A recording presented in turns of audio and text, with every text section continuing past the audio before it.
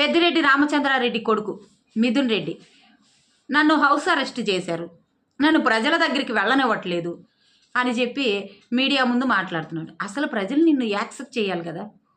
ఏ ప్రజలు నిన్ను కలుద్దాం అనుకున్నారు? ఏ ప్రజలు మిమ్మల్ని కలవడానికి సిద్ధంగా లేరు కదా. ఆఖరికి మీ నియోజకవర్గంలో ఉన్న జెడ్పీటీసీలు, ఆఖరికి వాలంటీర్లు కూడా మీరు వద్దని మిమ్మల్ని విసర్జించారు. అలాంటి మీరు ప్రజలను కలవడానికి మమ్మల్ని వెళ్ళనివ్వట్లేదు, మమ్మల్ని హౌస్ అరెస్ట్ చేస్తున్నారు.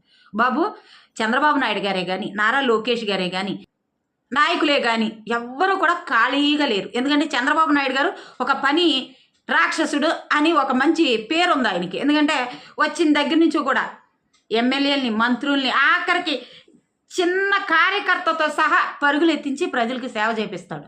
కాబట్టి అంత ఖాళీగా ఎవరు లేరు, చాలా బిజీగా ఉన్నారు.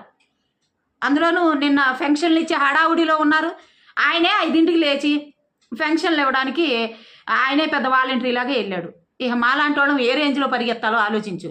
కాబట్టి వైసీపీ నాయకుల్ని కానీ, లేకపోతే ఎమ్మెల్యేలని, ఏది 11 మంది ఎమ్మెల్యేలని, ఎంపీలని కానీ, మిగిలిపోయిన కార్యకర్తలను కానీ, ఏదో కొంతమంది ఉన్నారు కదా, వాళ్ళందరినీ హౌస్ అరెస్టులు చేస్తామని, లేకపోతే ఇంకోటి అని అంత తీరిగ్గా మా టీడీపీ ప్రభుత్వం లేదు. చాలా బిజీగా ఉంది. రాష్ట్రాన్ని ఎలా అభివృద్ధి చేసుకోవాలి,